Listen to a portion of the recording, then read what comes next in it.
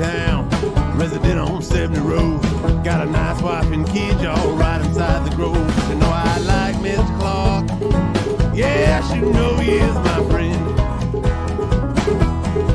Say if I just stay out the grave, he'll see that I don't go through the pen. Miss Clark is a lawyer, he could lie stream. He the first man to prove that water run upstream. You know I like Miss Clark. Yeah, you know he is my friend. Say if I just stay out the grave, he'll see that I don't go to the pen.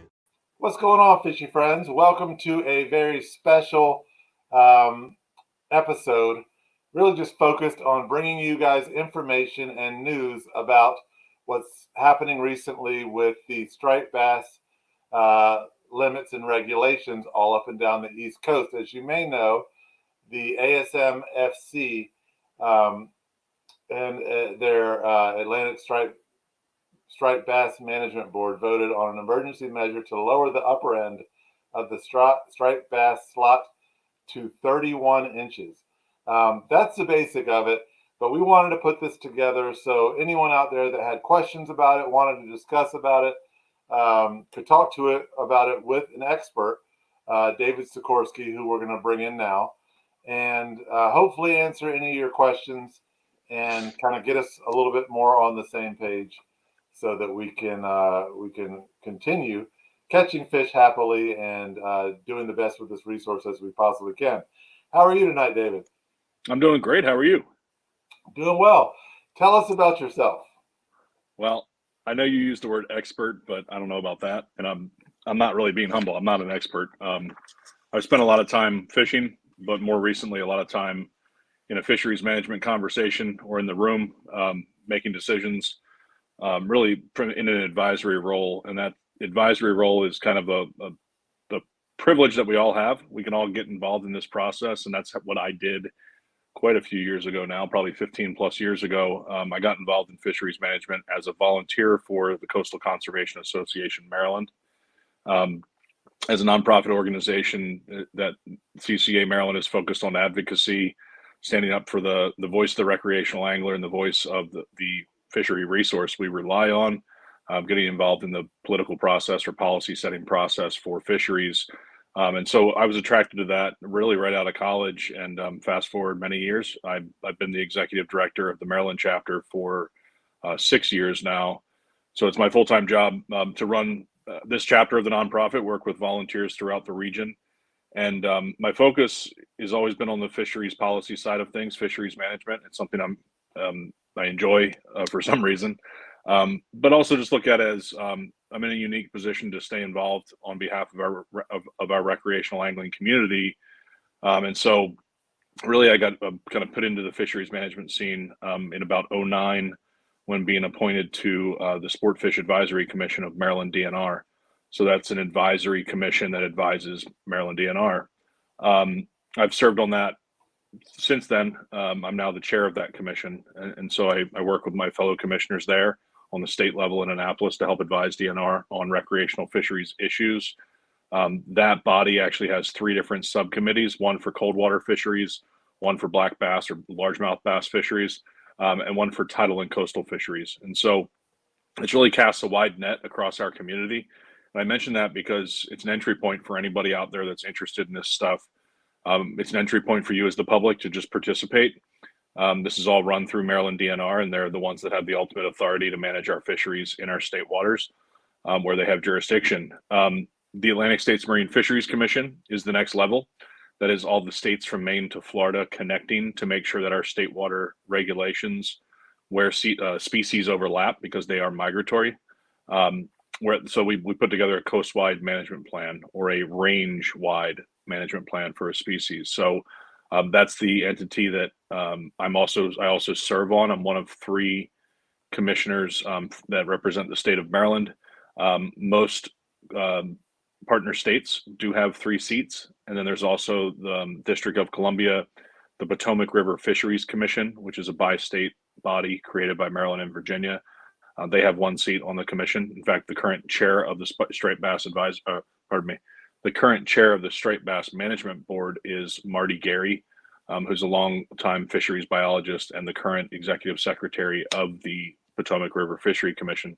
So the Fed partners in Fish and Wildlife Service and NOAA also have a seat on the commission. And so it's this giant body of folks from up and down the coast that deliberatively go through a management process that's defined by law.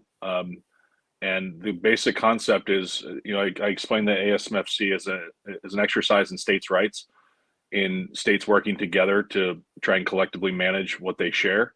It does have a federal component to it, but it is really the states working together. And where the rubber really hits the road for ASMFC and our state managed fisheries are our state capitals around this country.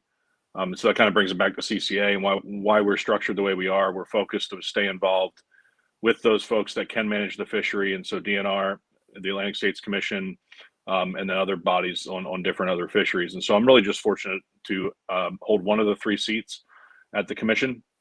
It's the legislative seat. So each state gets a governor's appointee, a administrative seat from the agency. And usually they'll pick the subject matter expert from within the biologists and management ranks of an agency like DNR.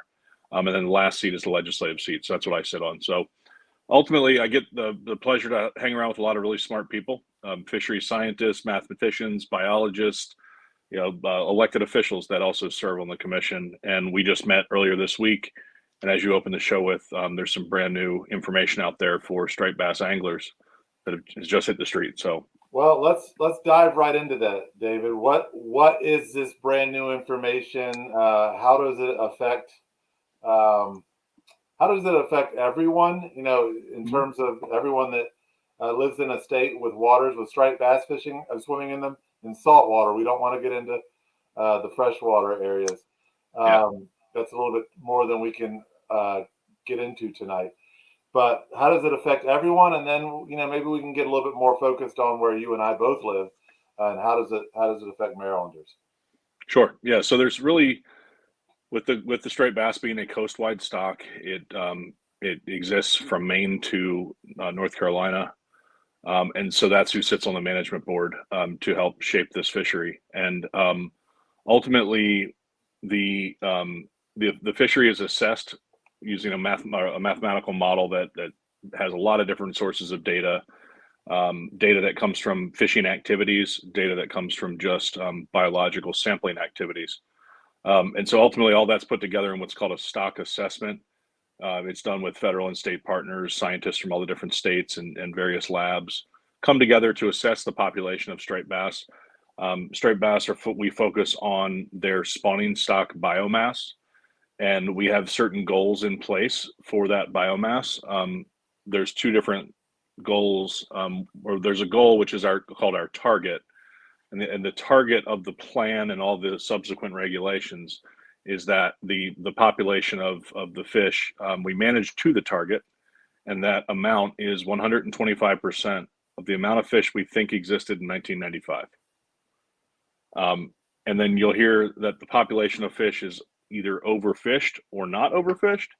The line that determines that is something called our threshold, the point we don't want to go below for an ideal population. And so that number is the 1995 population estimate.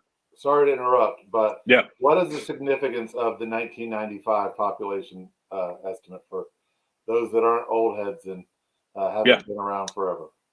Yeah, and so it's ultimately, we actually did a little bit of a series on this with Fish Talk called "The Past, Present, and Future of Striped Bass" last year, and so folks could see. Guys, please, Google that. It's a several-part series that's been going on for the last 2 years. Am I right about that? Yeah. The striped bass one was last year, and so we did a past version, and that past version does touch on this the moratorium in the 80s and then coming out of it.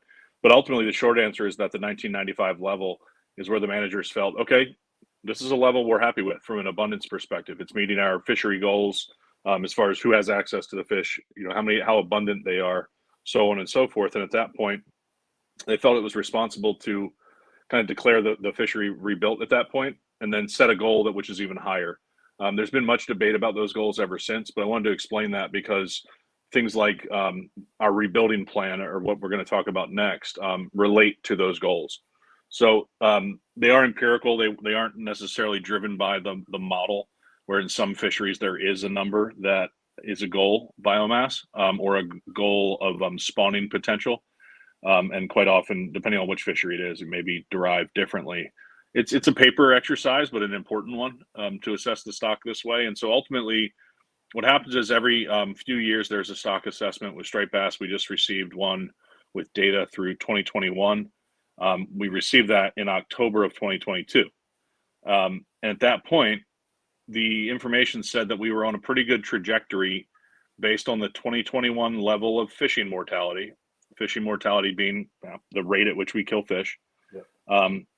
And so it said at that point we're doing okay, but it did show a pretty low fishing mortality that many managers went, here we sit in October 22, you're telling us through 21 we controlled fishing mortality pretty well, but there were some bells going off already in people's minds and people's on-water experiences. I think everybody saw how amazing the fishing was from the beach in Jersey for 4 months straight. Yeah. That alone is not common, and so that alone can play out through the fishery management system to say, oh, we caught more than we were supposed to, therefore fishing mortality was too high. So that concern and that thought and that discussion's been happening at the striped bass board level for a couple meetings now, and ultimately at a meeting earlier this year, we asked for, at this most recent meeting that just occurred this week, we asked for the technical advisors to provide us a better projection of really maxing out what could have happened mortality wise in 2022. So what do we have from a recreational perspective? What kind of increases in catch did we have? And then what would things look like if we just maxed out commercial catch? Because commercial catch is set on a quota, so they can max that. And where the recreational fishery is not, it's managed through days, bag limit, and size limit. And so they're apples and oranges, but ultimately it all adds up to overall fishing mortality. So we just saw that, and we saw that because of the recreational fishery interacting with those fish a lot, having a really successful 2022, it led to higher fishing mortality than was expected. And that's not consistent across the entire coast. The analysis was done on some preliminary data that's now become final. And a state like Maryland, on the recreational side, we were actually down a little bit.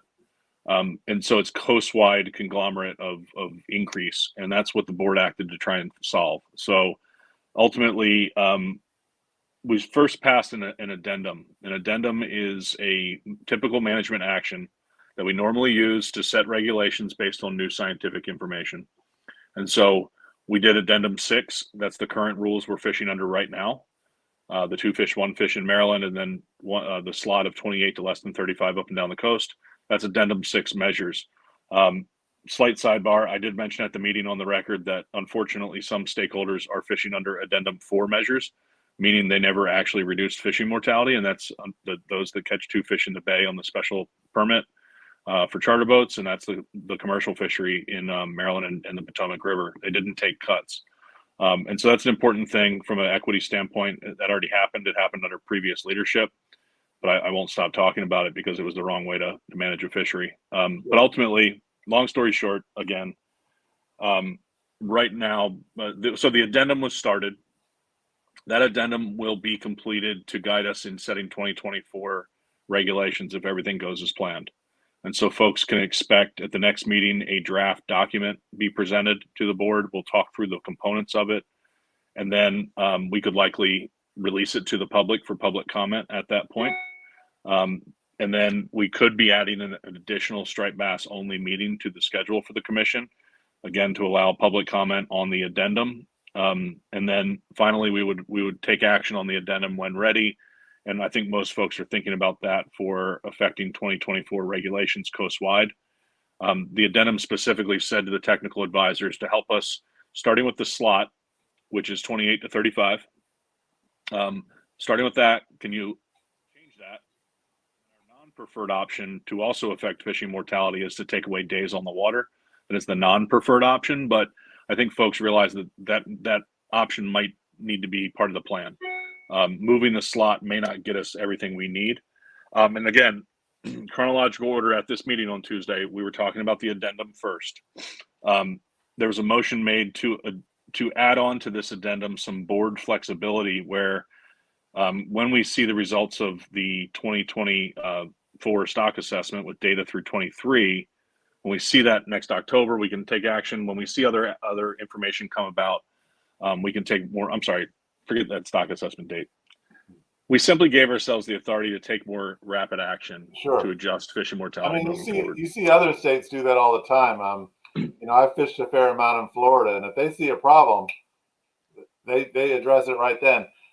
Real quick, I want to say, because I want to make sure we hit a few things on this, and give people plenty of time for questions. Guys, ask questions. You got him here.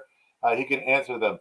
But we've talked about what the emergency regulations are. We've talked about why. Let's talk a little bit about, a question I have that I'm a little bit confused about is you brought up DNR, right? But how exactly do DNR and ASMFC come together? Like, what is that relationship and how does that affect the regulations? Well, so DNR has the authority, right? They're in charge of regulating striped bass consistent with the Atlantic States Marine Fishery Commission. So there's a couple different ways depending on what rule they're changing. But in this case, all they're doing is adding a 31-inch max size to our existing 19-inch minimum. And so they have the regulatory authority to do that with what's called 48-hour public notice authority. It's my understanding that they are working on that and all the necessary communications, and will be looking to our community to help spread the word. But it's my understanding that when May 16th hits, the max size will be in place in Maryland's regulations. The emergency action, which gave that 31-inch max across the entire recreational fishery, except for trophy season, and I'll get back to that. I think a lot of people want to talk about that one. Yeah. That'll be effective by July 2nd. And so ultimately, it's my understanding that the motion was crafted that way so every state in the range of the fish could get things implemented based on how their regulatory system works. Some states may have to have their legislature involved. So Maryland's pretty streamlined when it comes to affecting this slot. It's all a matter of whether the body, like the commission, tells Maryland to do it, Maryland DNR, or if folks within Maryland DNR are proactive, and that's not something we've been used to in recent years, the proactive nature. But with new leadership in our state, anything could happen. Even though there's some of the same people in DNR, elections do change things. Got a question coming in for MR Johnson, a regular viewer of the show. MR, we really appreciate you watching.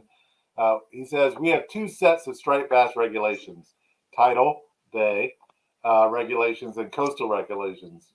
Does this new addendum mean both regulations will now be the same? Yes. No. So not both regulations be the same, but both regions will have a maximum of 31 inches.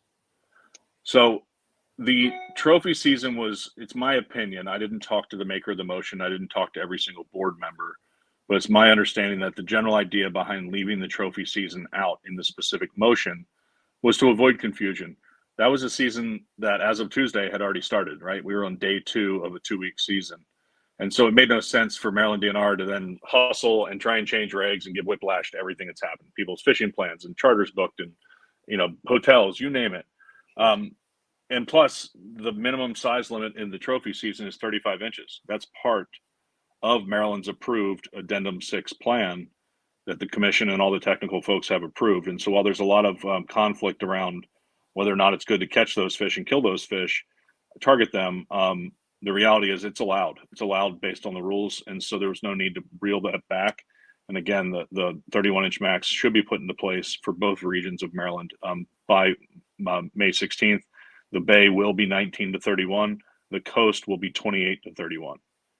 And explain that for us, because there were people commenting in the comments for the promotion for this show. I've seen a lot of comments on Alan Batista's post, a lot of it around this exception for the Maryland trophy season, and you say there is no exception. Can you walk us through that a little bit? Well, there is an exception on paper. But the reality is again, Maryland Trove. This is so it's important to frame the emergency action and what it is because it's very unique. It's not like we can just change the rules and that's how they are.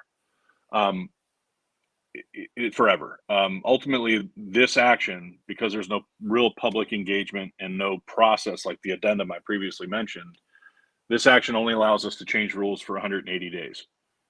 It's only been used by the commission maybe a half dozen times in its history. And ultimately, the board felt that it would be a mistake to allow the 2023 fishery to continue on with the slot we used last year, just in case all those fish become exploited again in those areas up in southern New England, really New Jersey out through Massachusetts. And so that's where the majority of the catch was happening. That was unexpected. And the way that we manage the fishery, it's like, you know, all those fish that are in the ocean are lumped into the same category. Again, our trophy season mortality is this unique thing as part of our conservation equivalency plan from the past. It's my guess that it will go away, but it wasn't really functional to make it go away this time. And anybody that's out there fishing on these fish right now, you know, any report I've seen is not great fishing. If you do luck into one, it's going to be a big one. But we don't have a lot of fish out here. I think they're mostly up off New England. Well, let's talk about that. I mean, sort of what you're saying. You brought up people's on the water experiences. I've told you my on the water experiences over the last few years and the differences that I've seen. But, you know, again, we talked about why we're doing this, but there had to have been some numbers that the ASMFC was reviewing and then some projections in place with this 180 days. Well, let's address that first because I'll get to that in a second. It's my understanding that this 180 days is just kind of, as it says, a very emergency stopgap. But the plan then is to, you know, apply these regulations to long-term rules, correct? That is correct. Yep, and that's the addendum. The addendum is the right way to go about it. And so, what are your numbers showing you in terms of the effects on the fishery that will take place once this 31-inch limit has been in place for several years? So ultimately, what it's going to do is allow fish that are above, 8 years old right now to make it and to continue to be a highly abundant spawning stock that, it's really the 2015 year class that we're focused on, protecting that because they're about 31.5 inches right now on average, according to the data. And there was a great presentation on this in the beginning of the ASMFC meeting for folks that were not able to follow along for all 4 or 5 hours on Tuesday. It will be posted very soon, and we'll send it out across CCA channels so folks can actually listen in because it's highly informative. You may have to pause, you may have to rewind and rewatch it, but there's a lot of data that goes into this that the experts at the commission and the states all use. And so ultimately, the judgment call is here that we're going to avoid an uptick in fishing mortality in 23. We're going to have the addendum try and set the tone for 24 moving forward. In the meantime, between now and 24, we're going to get some more technical analysis that will be very transparent and open to the public to see and participate in. And that will help us to set our regulations. The whole thing is getting back to that target goal, that 125% of 1995 levels. And unfortunately, that means the fish coming behind the 2015 year class, the 17 and 18 year class is pretty good. So we're going to have to consider how much we're taking out of that, because after that, you don't really have a lot. 19, 20, 21, 22 have all been poor years. Some folks that watch meteorological information in the spring are saying that this year should be another bust based on what's out there water-wise. We also have our blue catfish out there competing with rockfish, eating them. There was a video from the Nanticoke River of a DNR sampling boat full of rockfish eggs in a blue cat, right? So anyway, all that's going on. Ultimately, I think the take-home message for folks is we should really prepare for a pretty long period of less than what we want in rockfish abundance. And we'll know a lot more throughout this year as to what that might feel like on the water as we prepare this addendum. A couple more questions, and then we have to close out because we do have the snakehead speaking of invasive fish, the snakehead report coming up in a few minutes with Cambo trout. But one is the trophy season is not being canceled this year in Maryland. But with the plan to convert this into a permanent or at least long-term limit, does this mean that the 2024 trophy season in Maryland will probably not occur? There's a chance. There's a chance. The addendum will define that. And I have not talked to DNR or other folks since the meeting to better understand all the pieces of the addendum. There will be a plan development team put together, and then the technical folks work with them to shape that. And the reality is we need to put these seasons and size limits and such together based on science and based on the public input. There's a lot of debate about when you should be taking the fish out of the system. I'm personally of the mindset that you take them out in their younger years because they're more quickly replaceable. And when they make it through the gauntlet to spawning size, you should protect them.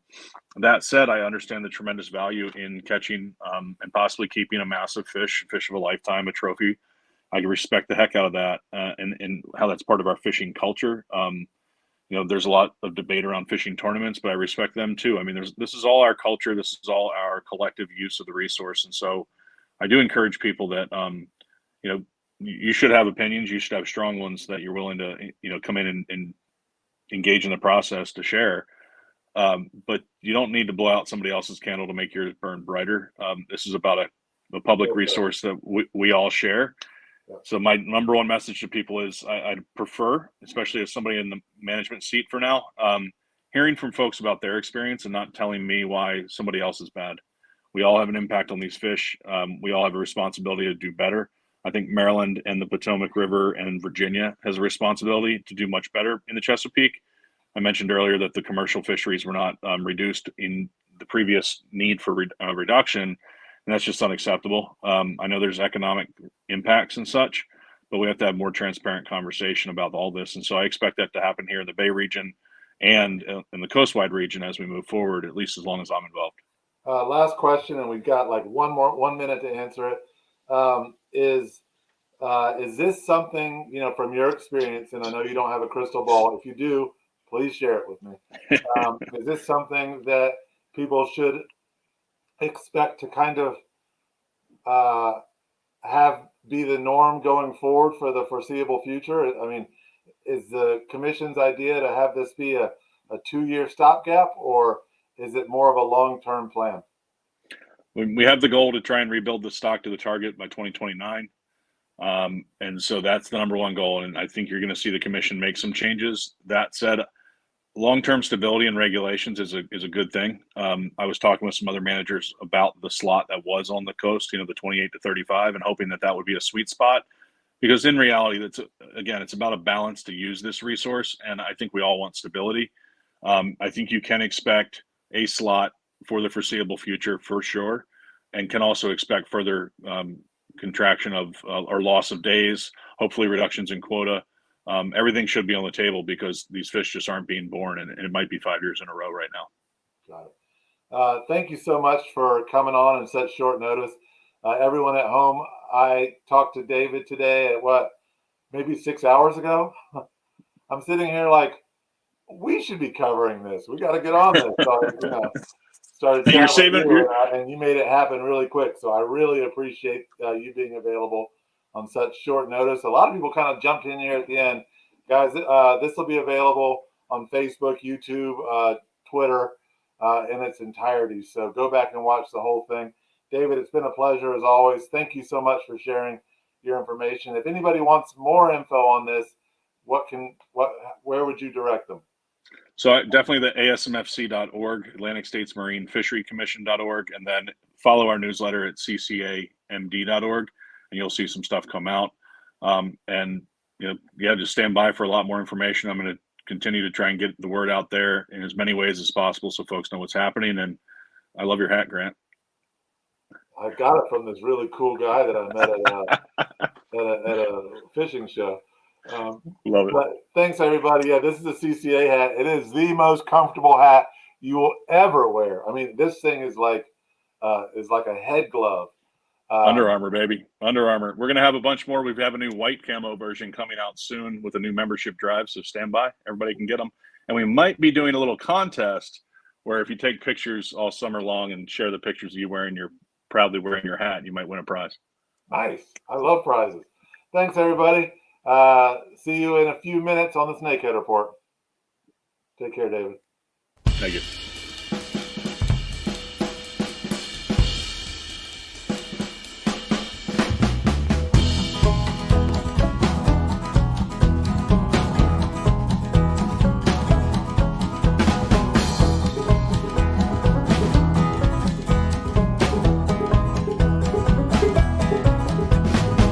Got off in town, resident on 70 Road. Got a nice wife and kids, y'all right inside the grove. You know I like Mr. Clark. Yeah, I should know he is my friend. Say if I just stay out the grave, he'll see that I don't go to the pen. Mr. Clark is a lawyer, he could last stream. He's the first man to prove dead, water run upstream. You know I like Mr. Clark. Yeah, you know he is my friend.